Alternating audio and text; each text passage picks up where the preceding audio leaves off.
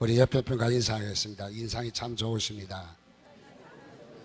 웃으면서 옆에 분에게도 인상이 참 좋습니다. 원래 우리 교인들 인상이 다 좋으시니까 참으로 오늘 또 더 보기 좋은 것 같습니다. 날씨도 좋고. 특별히 그림 하나를 소개해 드리겠습니다. 다름이 아니라 여전도의 모임을 이렇게 하고 있는 그림입니다. 어떤 교회에서 실제로 있었던 일입니다. 갑자기 여전도의 회장이 목사님께 전화를 해서 이제 교회를 못 나가겠다는 거예요. 못 나가겠다. 그래, 왜 그런가 이유를 좀 이렇게 알아봤더니 다름이 아니라 지난번에 교회 커튼을 설치했는데 그 커튼이 다른 사람 보기에 못마땅하다는 거예요. 색깔이 안 좋다는 거예요. 그래서 빨리 떼라. 저게 커튼이냐? 저게 뭐냐? 말들이 많아서 시험에 들어서 교회를 못 나가겠다. 이런 얘기죠. 사실 별게 아닌 것 같지만은 하는 사람은 커튼을 하기까지 어떤 색을 할 것인가 고민도 했을 거 아닙니까? 걱정도 하고 또 이렇게도 생각해보고 저렇게도 생각해보고 그래서 이 색깔이 좋겠다 또 이 원단이 좋겠다 해서 커튼을 자기의 돈을 들여서 헌신을 한 거예요. 헌신을 했는데 그것을 보는 사람은 마지막 한 순간만 보잖아요. 커튼하는 과정은 안 보고 색깔은 또 연구도 안 해보고 한 장면만 보고 이제 평가해 버리는 거죠. 뭐라고 평가하느냐면 저것도 커튼이냐. 듣는 사람은 상당히 심각한 상처로 들을 수밖에 없는 거죠.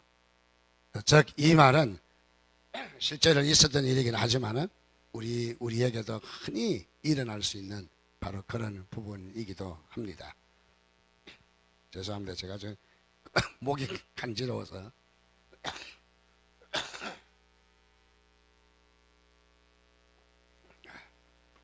일부 예배 때는 잘 남겼는데 2부 예배 때는 기도가 부족해서 어쩔 수 없지 여러분이 부족해서 여러분이 기침하는 설교 들으셔야죠. 감기 걸려서 죄송합니다. 또 다른 그림입니다. 이 그림은 부부의 그림입니다. 이 어떤 아내가 남편을 섬기는 마음으로 아침에 일찍 일어나서 새 차를 잘 해주었습니다. 남편이 이를 보고 뭐라고 말하는가? 당신 웬일이야? 오늘 해가 서쪽에서 뜨겠네. 자, 이렇게 말하면은 이 부인은 다시는 세차하고 싶지 않을 거예요. 그죠? 정말 정성을 다해서 열심히 했는데 이렇게 말이 돌아온다면은 너무너무 어렵고 힘들겠죠. 남편이 아내를 기쁘게 하기 위해서 장미꽃 백송이를 사가지고 그리고 아내한테 저녁에 선물로 주었습니다. 그랬더니 아내가 무슨 말을 하냐면 무슨 꿍꿍이 속이 있느냐고 왜 안 하던 일을 하느냐고 그렇게 말하면은 이 남편은 다시는 이제 꽃을 선물하지 않을 것입니다. 자, 이 쉽지 않는 우스갯소리 이기도 하겠지만은 자, 이런 말 속에 가시가 들어있는 거죠. 가시가. 그래서 이런 가시가 우리를 얼마나 어렵게 하는지 또 우리의 신앙생활을 얼마나 많이 방해하는지 그야말로 진리가 우리를 방해하는 일은 드물어요. 또 이단이나 이런 정도 아니면은 진리가 우리 가운데 방해하지는 않아요. 진리의 문제로 교회 떠나는 사람은 거의가 없다는 얘기예요. 이 교회는 이런 진리가 맞지 않아서 나는 못 다녀. 그렇게 말하는 일은 매우 적다는 것이죠. 그 교회를 떠나는 많은 그 퍼센트를 따져보면은 대체적으로 생활의 별거 아닌 일로 그래서 교회를 떠나는 그런 경우가 많이 있다라는 거죠.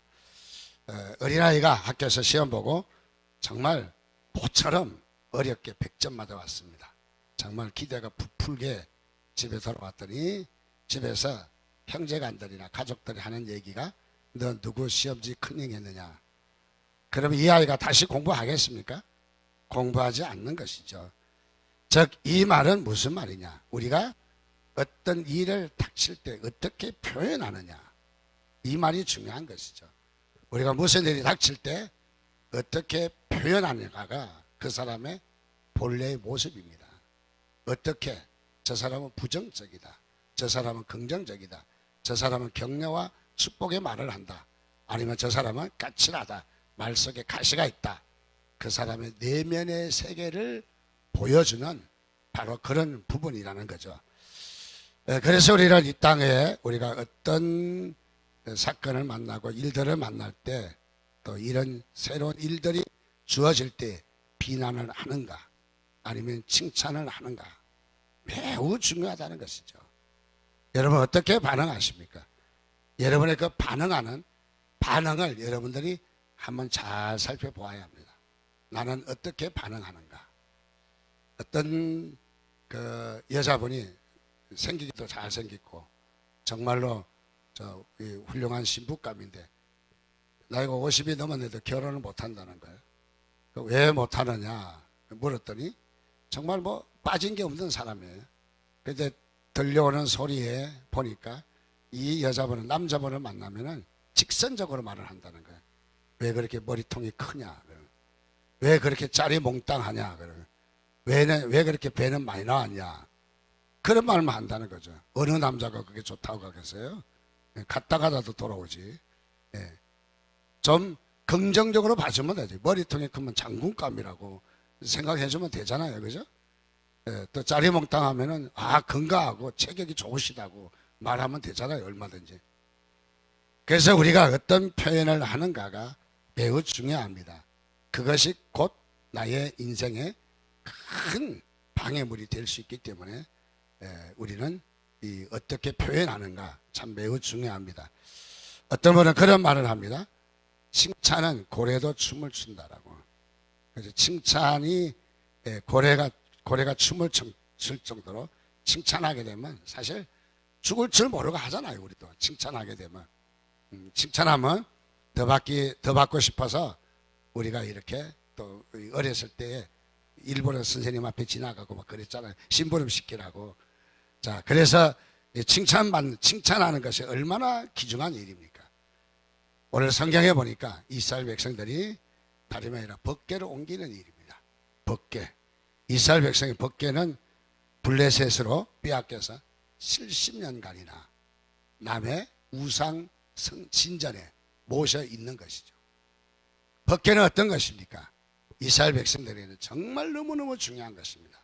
광야 40년 동안 법궤 위에 하나님의 구름 기둥과 불 기둥으로, 그래서 구름 기둥과 불 기둥이 움직이면 이스라엘 백성이 움직여서 또 이동을 해야 돼요. 그래서 인도했습니다. 그래서 어디든지 가는 데마다 가장 중심이 하나님의 법궤예요. 법궤. 하나님의 말씀이 들어있는 괴짝이지만은 법궤예요. 그리고 또 이스라엘 백성들이 적군들하고 싸울 때에도 법궤를 앞세워서 싸우면 전쟁에서 이기는 거예요. 여리고 전투에서도 법궤를 앞세웠고, 요단강을 건널 때에도 법궤가 먼저 건넜습니다. 법궤를 메고 요단강을 들었을 때 요단강 물이 쫙 갈라졌죠. 그러니까 이스라엘 백성들에게는 법궤는 자기의 생명보다도 중요한 거예요. 자기의 생명, 자신의 생명보다도 중요한 것이 바로 법궤이죠. 그래서 이 법궤를 드디어 모셔올 때가 돼서 그냥 아무렇게나 가지고 오면 되는 것은 아니거든요. 하나님께서 역사하셔야 되니까. 그래서 이 다윗은 법궤를 예루살렘으로 모시기로 결정을 합니다. 그래서 성경에 보니까 천부장과 백부장과 장수들이 모여서 의논을 해서 오늘날로 말하면 국민 투표에 붙여서 모든 국민이 다 좋다 하는 결정을 내려서 법궤를 모셔오도록 그렇게 했습니다. 자, 어떻게 해서 법궤가 이제 모셔오게 됩니다.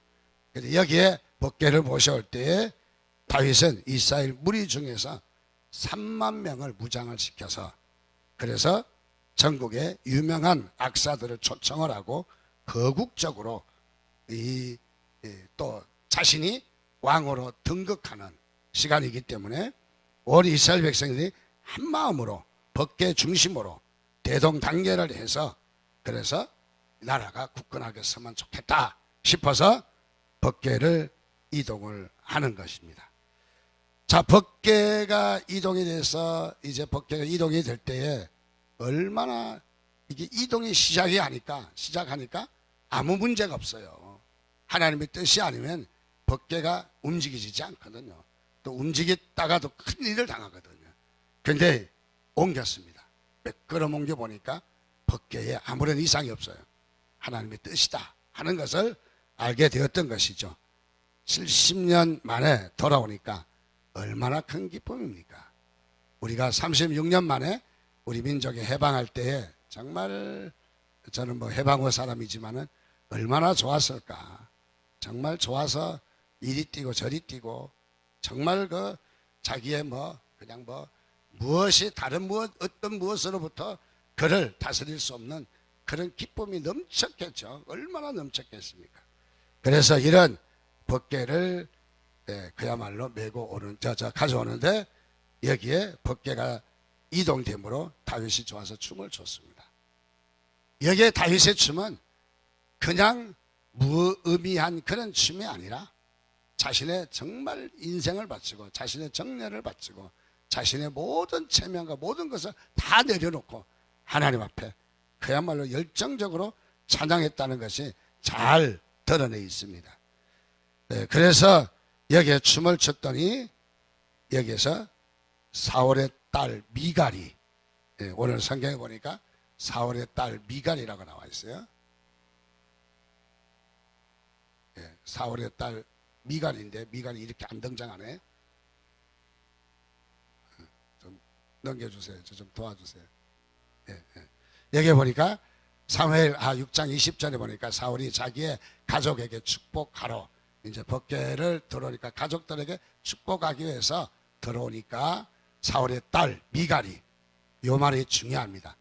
왜 여기 다윗의 아내가 되었는데 다윗의 아내 미갈이 그래야 맞는데 여기에 사울의 딸 미갈이라고 했을까? 좀 이따 설명할게요. 자, 여기에 사울의 딸 미갈이 나와서 다윗을 맞이했다. 뭐 부인이니까 맞이했겠죠.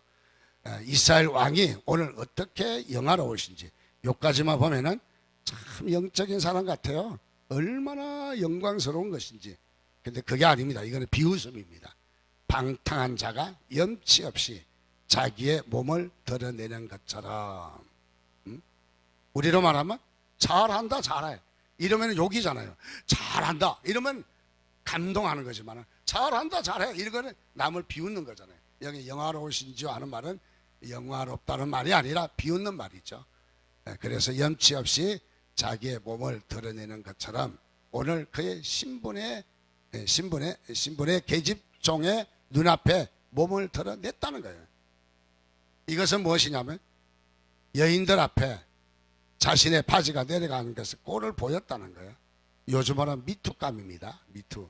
그래서 어쨌든 여기에 불편한 거죠. 왜 불편합니까? 다른 여인들 앞에 왕이라고 하는 자가 바지가 내려가서 속옷, 에봇이 속옷이니까 속옷을 보였다는 거예요. 속옷을 보였다. 자, 이것은 다른 여인들 앞에 그야말로 채신물이 없는 이런 모습이 되었다는 거죠. 자, 이것 때문에 이 미갈이 그야말로 이 다윗을 미워하고 업신여기는 이런 모습이 잘 나타나 있습니다. 자, 건달들이 보는 앞에 채통을 지켜야지 왕이라는 신분을 가지고 있는 사람이 신분을 지키지 못하고 몸을 드러내다니 그럴 수가 있는가. 그래서 이것은 실수 이상으로 상당히 이거는 문제가 있다라고 생각해서 그야말로 미갈이 여기 다윗을 업신여기는 모습입니다. 업신여기는. 즉 미갈은 어떤 사람입니까?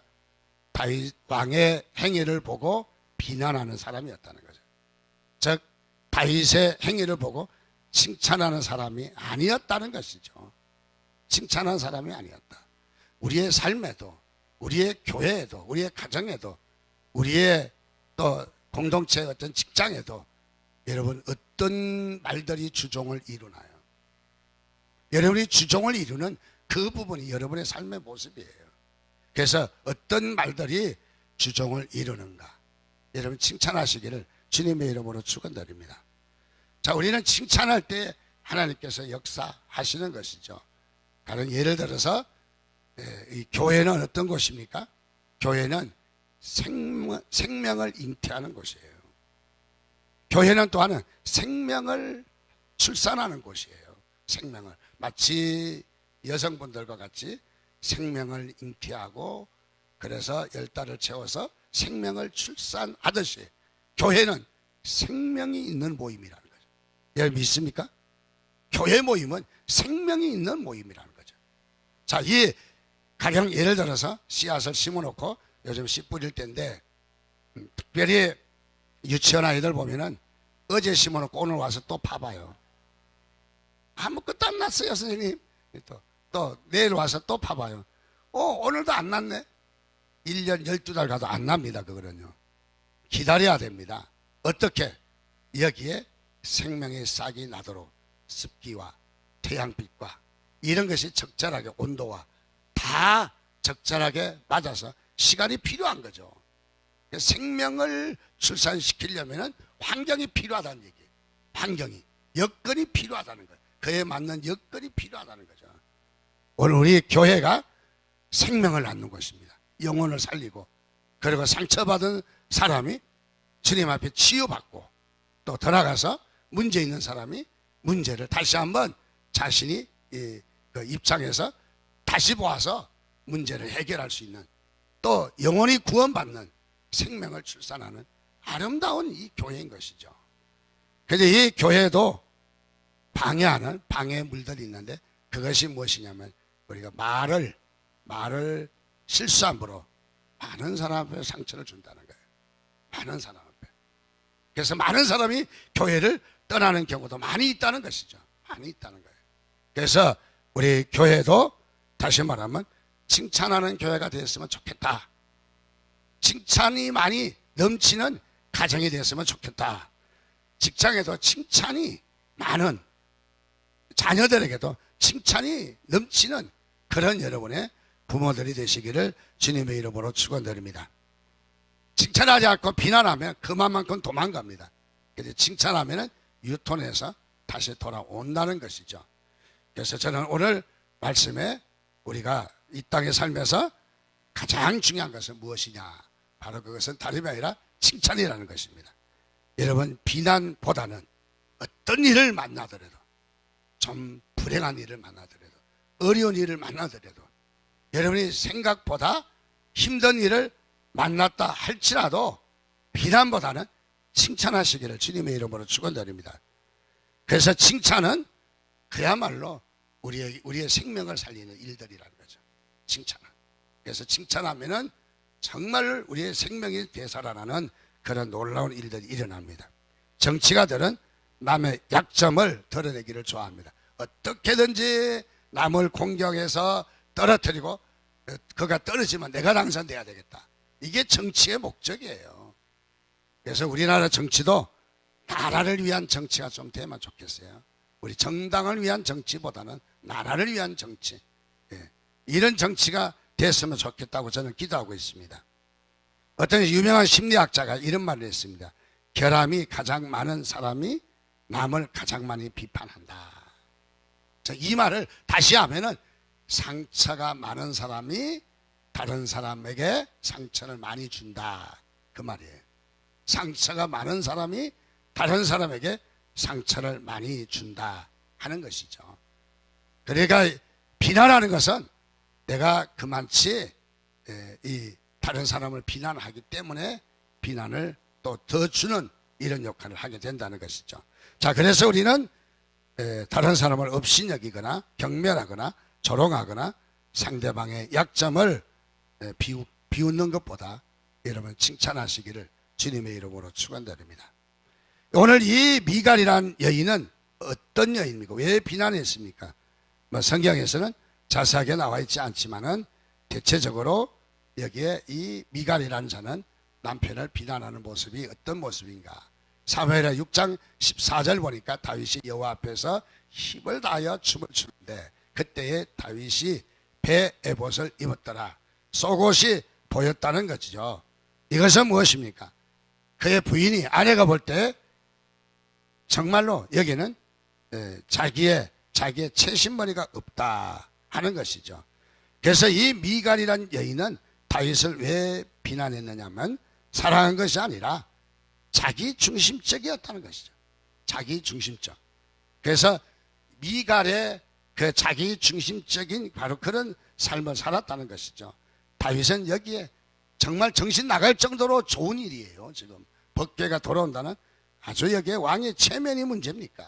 여기에 뭐 어떤 무엇으로도 정말 다윗을 억누를 수 없는 그야말로 그 환희와 기쁨과 그야말로 감사와 찬양과 영광이 막 드러나는 엄청난 그런 이 다윗 앞에 결국은 속옷을 보였다고 비난하는 미갈의 모습이 오늘 말씀에 잘 나와 있습니다. 그 외에 성경의 많은 부분에 보면은 다윗은 찬양을 드리고 진솔한 마음으로 하나님께 영광을 돌린 것을 발견할 수 있습니다. 사무엘의 6장 21절에 보니까 다윗이 미갈에게 이르되 이는 여호와 앞에서 한 것이니라. 다윗은 사람을 보고 한 것이 아니라는 거예요. 하나님 앞에서 춤을 췄다는 거예요. 하나님 앞에서. 그가 내 아버지와 그의 온 집을 버리시고 나를 택하사 나를 여호와의 백성 이스라엘의 주권자로 즉 왕으로 삼으셨으니 내가 여호와 앞에서 뛰놀리라.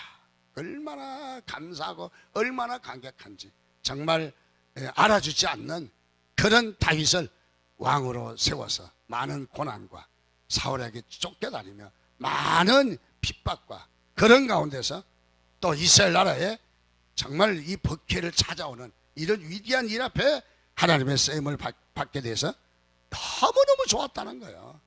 너무너무 감사했다는 거예요. 그런데 여기에 미갈이라는 자는 자존심이 상했다는 거죠. 남편의 행동에 자존심이 상했다는 것이죠. 종종 우리나라 문화는 체면의 문화입니다. 그래서 우리는 남 보이기 위한 이런 일들이 참 많아요. 남의 보이기 위해서. 그래서 우리 교인들도 저만 보면 쏘갈머리 없다고 자꾸 목사님 그렇게 쏘갈머리가 없냐고 나한테 자꾸 비난을 해서 참 시험이 많이 듭니다. 왜냐하면 속머리가 없다고. 네. 제가 보기에는 요게 이렇게 가려줘서 안 보이거든 저는요. 네. 근데 쏘갈머리 없다고 자꾸 그래서 네.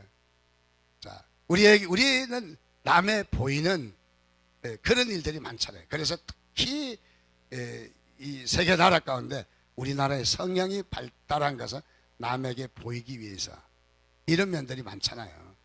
뭐 외국에서는 대체적으로 여성분들이 화장을 안 하는 일도 비일비재하거든요. 거의가. 그리고 뭐 그렇게 그 뭐 하이힐 신고 오는 일이 교회에 거의 없습니다. 우리는 안 신고 오는 일이 거의 없어요. 그냥 얼마나 사실 불편할까. 걸음도 제대로 못 걸어서 항상 그렇잖아요. 좀 편한 신발 신고 오세요. 괜찮아요. 외국 같은 데서는 상대방의 신체에 관해서 놀리잖아요. 머리가 벗겨졌다고 뭐 대머리라 그런 말 하지 않아요. 또 뭐 키가 크니 적니 뭐 그런 말 그렇게 신경을 안 써요. 그런데 우리나라는 너무너무 그런 일에 신경도 많이 쓰고 그런 일이 많은 것을 봅니다. 즉 다시 말하면 남을 무한을 주는 거죠. 남에게 비난하는 그런 면들이 우리에게 많다는 것이죠. 그래서 이 미갈이 지금 그런 부분입니다. 시기가 난다는 것이죠. 시기심에 칭찬보다는 비난을 했던 이 미갈을 우리가 발견할 수 있습니다. 느헤미야 4장 1절에서 3절까지인데 여기 말씀을 보니까 산발랏이 우리가 성을 건축함을 듣고 크게 분노하여 유다 사람들을 비웃으며 자기 형제들과 사마리아 군대 앞에서 일러 말하되 이 미약한 유대 사람들이 하는 일이 무엇인가 스스로 경고케 하려는가. 산발랏과 도비아라는 사람이 산발랏은 대체적으로 이방 사람 같아요. 이방 사람. 우리를 비난하는 사람은 이방 사람일 수 있어요. 첫째. 두 번째 도비아라는 사람은 그 이름의 뜻을 살펴보니까 도비아라는 말은 유대인 같아요. 유대인. 이름의 뜻이 유대적인 냄새가 많이 나요. 그래서 이 도비아 같은 사람이 지금 느헤미야가 포로로 돌아와서 성벽 담을 쌓는다는 얘기예요. 담을 약 한 5km 정도 되는 담을 쌓는다 말입니다.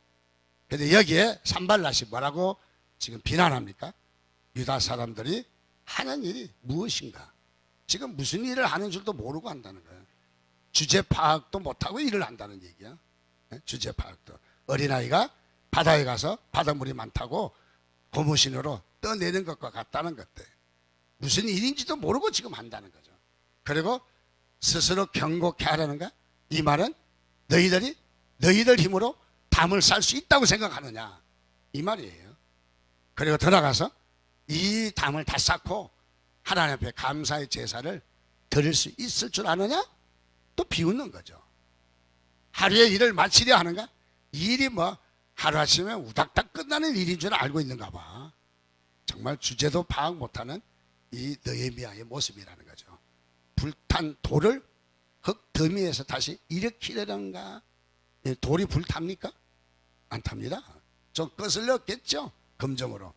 그래서 돌이 다 불타서 그 돌을 그걸 주워다가 다시 담을 쌓을 수 있겠느냐, 이 말인 거죠. 그리고 암몬 사람 도비아가 곁에 있다가 이르되 그는 건축하는 돌 성벽은 여우가 올라가도 무너지겠다는 거예요. 여우가 올라가도. 세상에 악평을 해도 이렇게 악평을 할 수가 없어요. 악평을 해도. 자, 이렇게 악평을 합니다. 비웃고 미약하다고 말하고 힘이 없다고 말하고 무슨 일을 하는지도 모르는 저들이라고. 심지어는 그 담이 성벽을 쌓아서 성을 지키겠다고, 예루살렘 성을 지키겠다고 여우가 올라가도 우르르 무너지겠다, 이렇게 비난하는 모습을 봅니다. 자, 이것은 무엇이냐면 바로 비난하는 사람입니다. 자, 이게 도비아와 산발랏이 비난했던 것처럼 대표적인 인물이죠. 이것은 우리를 또 비난하는 또 한 무리는 우리 내부에도 있다는 거예요. 우리 내부에도 이런 비난이 있을 수 있다. 그래서 이런 비난의 모습을 봅니다. 어떤 목사님이 설교를 했답니다. 설교를 하는데 분위기를 좀 잡기 위해서 설교에다 좀 우스갯소리를 넣었대요. 그래서 우스갯소리를 했는데도 눈만 동그랗게 뜨고 그냥 빤히 쳐다보고 있더라는 거예요. 그래서 잘 못 알아들었는가 보다. 그래서 다시 설명을 해서 탁 웃기면 웃겠지 하고 좀 설교하다 마음의 문을 열으라고 웃기기도 하거든요. 근데 또 했는데도 안 웃더래요. 너무 썰렁해서 웃겨도 안 웃으면 참 그가 같이 무한할 수 없잖아요, 설교자가. 그래서 왜 안 웃느냐고 물으니까 아직 당회의 허가가 안 떨어졌다는 거예요. 당회의 허락이 떨어져야. 이 교회 모습이 어떤 모습이냐? 굉장히 경직되어 있는 모습을 보죠. 경직되어 있는 모습. 교회는 뭐냐면 웃음이 넘쳐야 합니다. 교회는 잔치치가 같이 시끌벅적해야 합니다. 교회는 무엇보다도 칭찬이 넘쳐야 합니다. 바로 칭찬이 있는 교회. 저는 다시 한번 말씀드려서 우리 교회가 칭찬이 넘치면 좋겠다 하는 그런 생각을 갖습니다. 여러분들도 이 교회의 칭찬을 위해서 또 칭찬하는 여러분들의 일원으로 한 자리에 서 주시기를 주님의 이름으로 부탁드립니다. 특별히 우리가 잘 알고 있는 토마스 칼라이라는 사람이 있는데 위대한 사람이지만은 특별히 이분은 부인을 얼마나 끔찍하게 사랑했는지, 여자로서 어머니 말고는, 또 아내와 어머니 말고는 절대로 다른 여자를 사랑하거나 사랑을 주지 않는다. 그렇게 부인을 아주 끔찍하게 사랑했습니다. 그런데 부인이 일찍 죽었습니다. 죽고 나서 유품을 뒤지다가 메모지를 발견하게 되었습니다. 그 메모지에는 그런 말이 적혀 있습니다. 이 칼라일 부인은 그야말로 한 번도 입 밖에 내지 않는 말을 듣고 싶다, 그렇게 적혀 있는 거예요. 그 말이 무슨 말입니까? 한 번도 입 밖에 내지 않는 말이, 그 말이 남편으로부터 칭찬을 받지 못했다는 거예요. 그래서 이 칼라일이 부인의 시신 앞에 자신의 모습을 반성하고 다시 내 칭찬을 그렇게 기다렸던 이 여인과 다시 마음의 문을 열고 친교를 나누겠다고 그렇게 다짐을 했어요. 무슨 말입니까? 시신 앞에서 칭찬해봤자 그거는 안 일어납니다. 시신 앞에서 칭찬해봤자 말짱 도루묵이라는 거죠. 살아있을 때 칭찬해야 된단 말이에요. 살아있을 때. 여러분 칭찬하는 여러분이 되시기를 주님의 이름으로 축원드립니다. 또 우리가 중요한 인물 가운데 아인슈타인이라고 하는 물리학자가 있습니다. 이분은 다름이 아니라 학창시절에 그는 고등학교 생활기록부에 담임 선생님이 이 학생은 무슨 공부를 해도 성공할 가능성이 없다. 참 벼락을 맞아 죽을 일이지. 이런 저주의 말이 적혀 있는 거예요. 이게 교사이겠습니까? 이게 생명이 잉태될 수 있겠습니까? 생명이 나다가도 깨질 것 같아요. 이게 생명을 알 수 없는 것이죠. 그러나 이런 아인슈타인이지만은 그의 어머니는 달랐습니다. 아들아, 너는 다른 아이와 다르단다. 너는 다른 아이와 같지 않단다. 너는 하면은 할 수 있다. 너는 천재적인 기질이 있는 아이야. 어머니가 칭찬했더니 이 아이가 얼마나 변화가 됐는지 세계적인 물리학자가 됐어요. 세계적인 물리학자. 칭찬 가운데서 이런 말이 나온다는 것이죠. 또 우리가 잘 알고 있는 에디슨 같은 발명왕도 학교에서 열등생입니다. 학교 생활이 적응이 잘 안 됐습니다.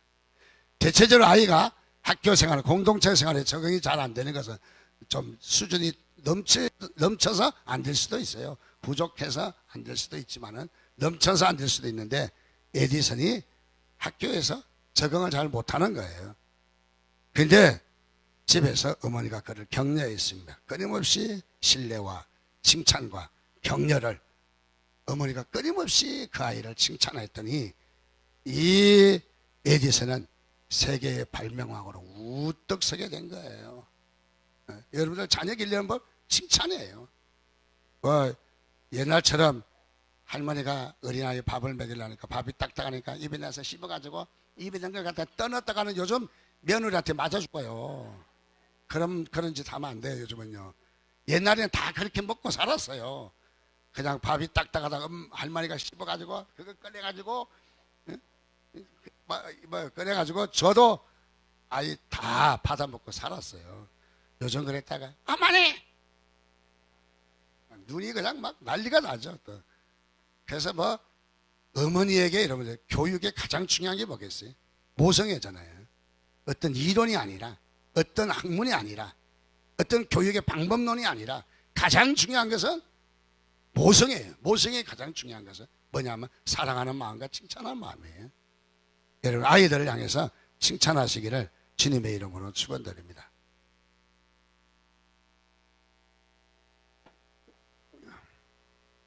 특별히 이 칭찬은 고래도 춤을 춘다고 했는데 칭찬은요 이 바보를 천재로 만든다. 저는 더 의미를 부여하고 싶어요. 칭찬은 바로 바보 같은 아이를 천재로 만드는 놀라운 힘이 있다는 거죠. 그러니까 우리 교회가 생명을 잉태하는 교회인데 교회가 칭찬이 떨어지면은 교회 생명이 소생할 수 없다는 거예요. 이 말을 드리고 싶은 거예요. 교회 칭찬이 부족하다면은 교회에서 생명적인 역사가 일어나지 않는다는 거죠.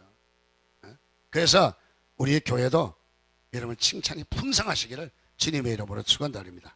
그저 못해도 잘못해도 뭐 구색이 안 맞아도 칭찬하고 보면 다 좋게 보여요.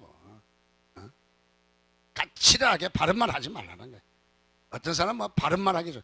바른 말 해갖고 진리가 살아나던가요? 그거 삼일체에 안 맞는데 목사님 설교가 네가 해 처먹으라 그러지. 절대로 발전이 없어요. 왜요? 진리를 이야기했잖아요. 삼일체를 이야기했잖아요. 우리 주님도 삼일체니 교리를 갖다 대지 않았어요. 무엇이냐면 칭찬을 갖다 댔습니다. 칭찬. 여러분 교회가 칭찬이 떨어지면은 교회 이 자본금이 떨어진 거예요. 상업으로 말하면 자본금이 다 떨어지고 장사할 수 없어요. 그래서 이 교회에는 우리 성도들은 우리 생명을 낳는 일은 칭찬이 풍성해야 된다. 그냥 이쪽 저쪽에 가도 이쪽에도 가만히 막 잔뜩 쌓여있고 저쪽에 가도 창고에 가만히 잔뜩 쌓여있어. 이게 뭐예요? 칭찬이야. 칭찬. 우리 교회는 칭찬이 그냥 칭찬하면 다 좋아 보이거든요. 칭찬하면 다리를 절어도 칭찬하면 춤을 추면서 걸어가는 것처럼 보이잖아요. 욕을 하면은 비웃는 것처럼 보이지만은 자 그래서 우리 칭찬이 얼마나 중요한지 우리가 잘 알고 있는 한 20년 넘은 나는 박한상 군 생각이 나십니까? 유학 갔다가 돌아와서 한약상 약 그런 상점을 하는 부모를 둘 다 살해한 이 파렴치한 박한상 군.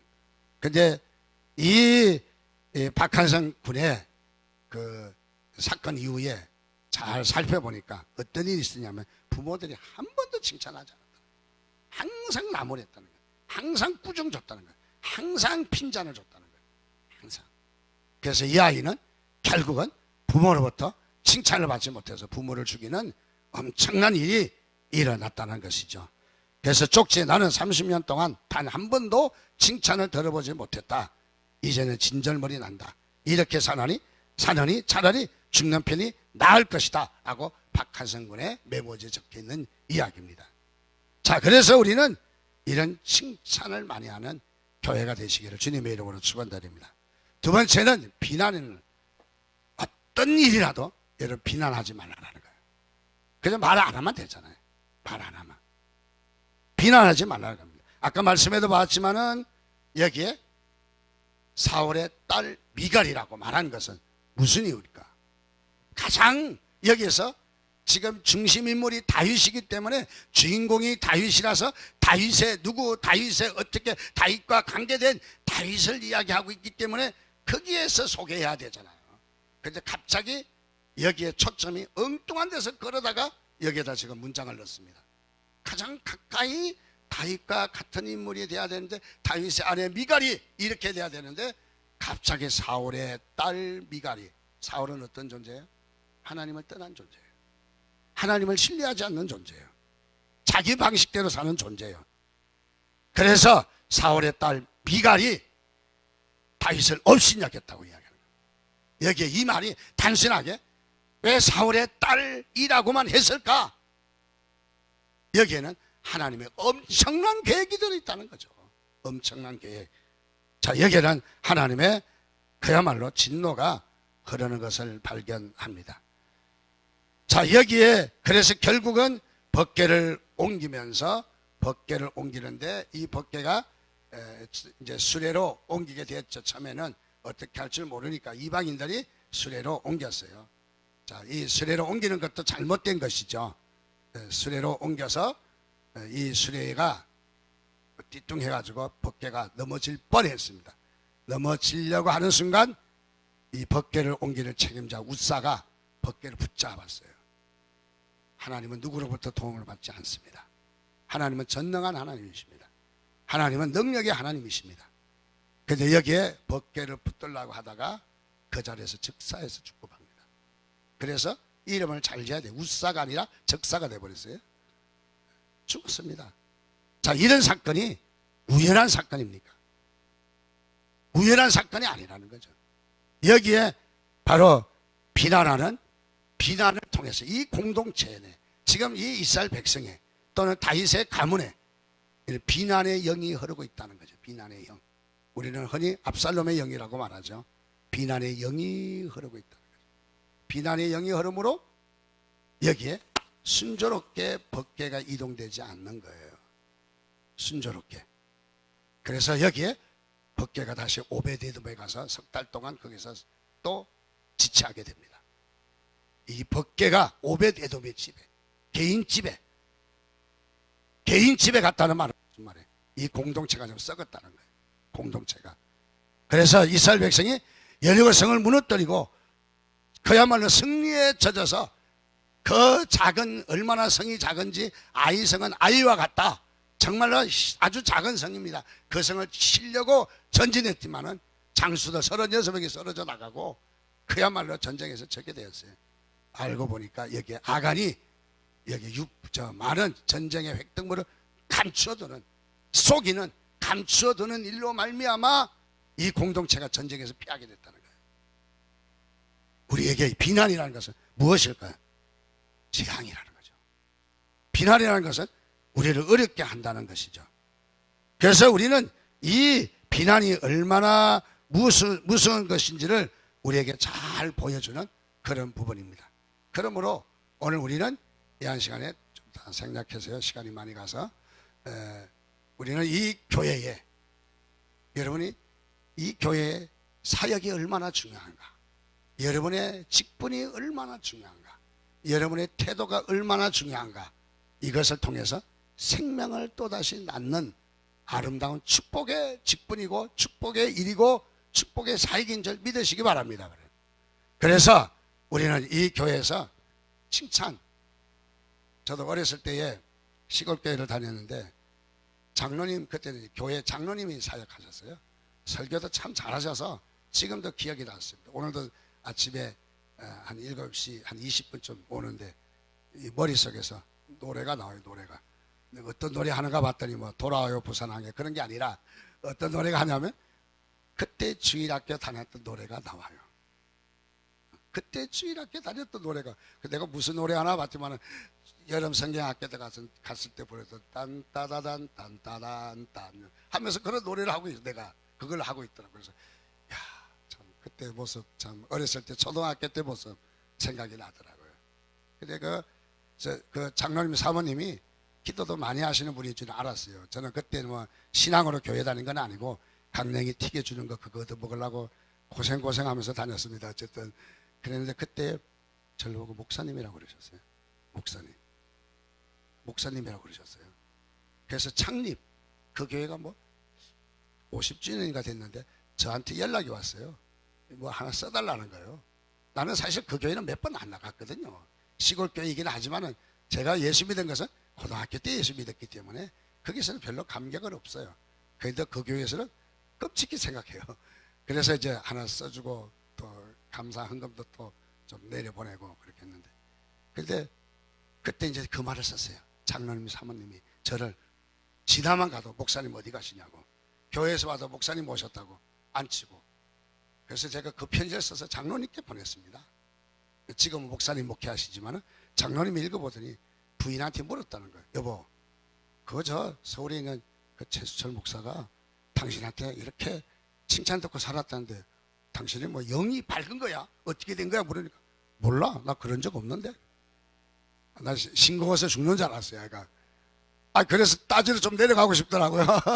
아니 왜 나는 그렇게 그걸 귀하게 받았는데, 근데 그분은 모르더라고요. 그냥 자기가 그렇게 했다는 거예요.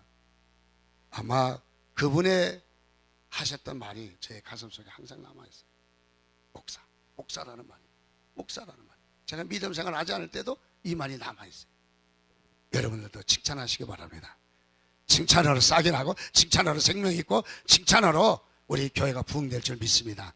그래서 칭찬하는 여러분들 되시기를 주님의 이름으로 축원드립니다. 같이 기도하겠습니다. 오늘 주님의 말씀을 기억하시면서 우리 다시 한번 주님 앞에 도전하기를 원합니다. 내게 불평과 비난의 영을 물러가게 하시고 하나님의 나를 기름 부으셔서 사용하여 주옵소서. 칭찬의 도구로 나를 사용하여 주옵소서. 그렇게 우리가 간절히 주님 앞에 주여 한번 부르고 우리 같이 기도하는 시간 갖겠습니다. 주여.